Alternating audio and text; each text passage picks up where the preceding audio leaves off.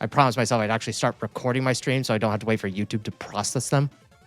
So back when I was homeless, this was back in October of 2024. So, and I believe I know the exact date. I think it was October 14th. You know what? I bet you. Oh no, wrong way. I bet it was because I know it was a Tuesday. 2024. October 15th. I was a date. Wait. Yeah. October 15th, 2024. So, as I probably said before, I am a caregiver slash DSP, direct support professional. My specific job is called something else, but it's basically exactly like a DSP.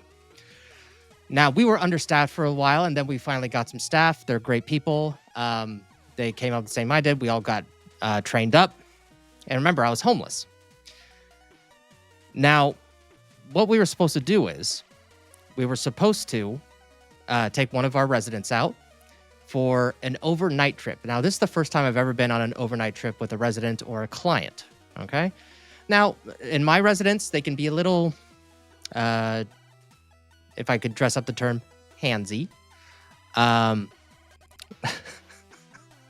And so we went to, and this place was like 2.5 hours away. So we go over to this place, and it's like this big like camping site, and they have a yurt. And if you don't know what a yurt is, it's kind of like this, it's like a cabin tent thingy. And it has a bunch of amenities in it. It's pretty cool. So we go over there, it's a 2.5 hour drive, and it took like another half hour to actually find the place, whatever. We actually ended up getting some grub as well. So let's just call it a solid 3 hours.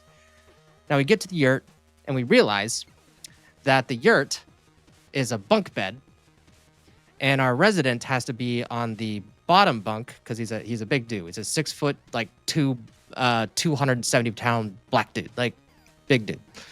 And then there's a top bunk. I'm a male, and my cohort, my co-employee was female. And we're like, okay, well, that's not going to work. But there was a futon over in the middle of the room. And I'm like, okay, well, technically, I could do the futon. And you could stay up there.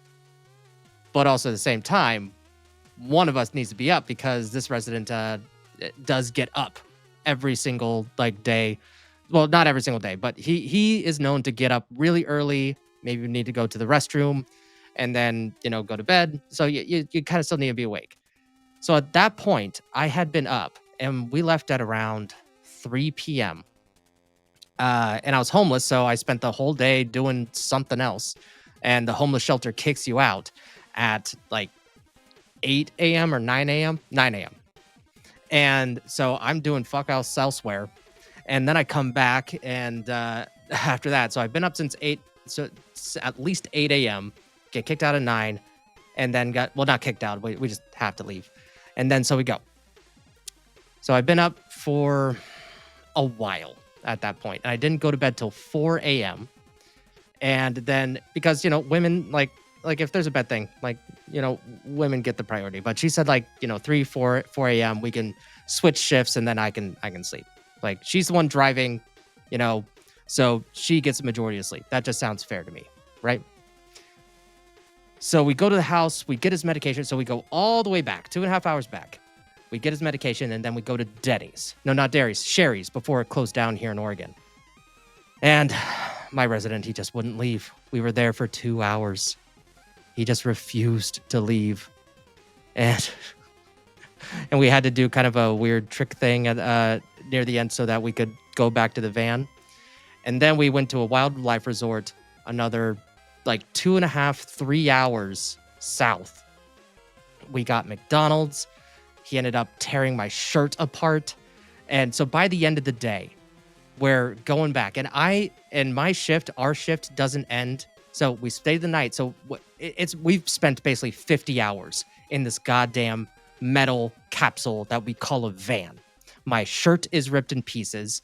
My resident didn't take any of his meds, and we have to stay till 9 p.m. So we're on our way back. And our boss at the time calls us and he goes, "Hey, well, where are you guys at?" He goes, we're on our way back and we're ready to do the shift change and da da da." He goes, actually, I'm gonna be here. This person's gonna be here. If you guys wanna leave, you can do that." We just sped like 2.5 hours back to the house, and we get there by like 4, maybe 5, and I'm not feeling too good, right? And the thing is that you could say, "Hey, you know, you've been in the car a long time. Maybe you're not feeling good. You didn't get a lot of sleep. You know, sounds all right. That everyone's dealt with that every once in a while." But then, I finally, I clock out, I leave. It's like 5:30. It's a 20-minute walk to the shelter, and but oh, dude, I'm not even getting into everything that happened that day. Like, it was not a fun day. So I'm walking back to the homeless shelter, and I'm just feeling, a little off, a little achy. It's not too bad. Get to the shelter, get my bed. Probably listen to Smash JT, at the time, and I'm just not feeling good. It's like maybe I'm getting a cold. I don't know what it is, but I end up like leaving my bed and I'm sitting down in this chair in a while watching like the TV they have up there. There's no sound playing or anything like that because people are trying to sleep. And I'm just like, I feel weak. I'm getting weaker and weaker, weaker.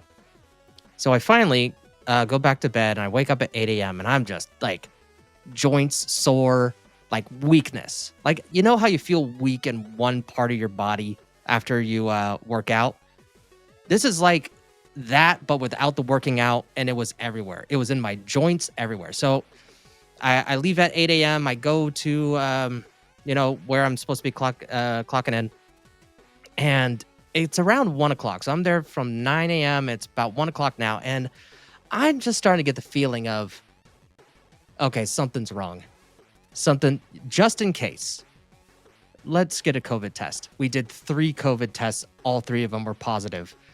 So not only did I have COVID, but eventually we learned that I had spread COVID to every single one of the residents there.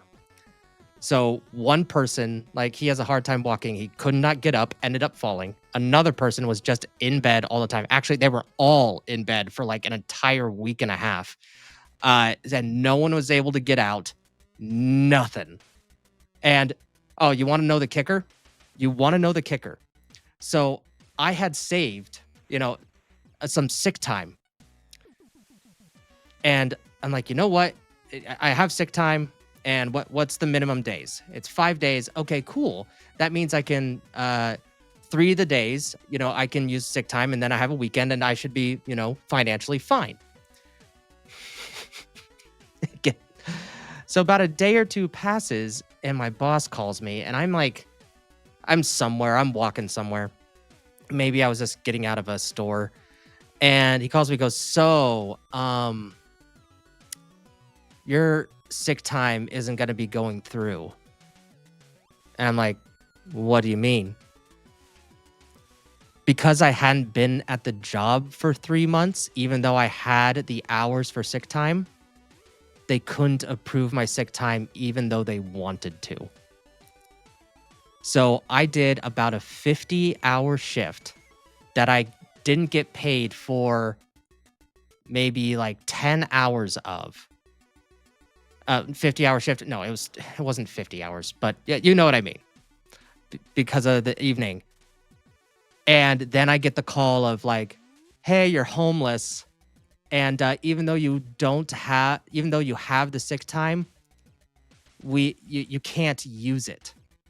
Even though you're legally required to take 5 days off because you got COVID."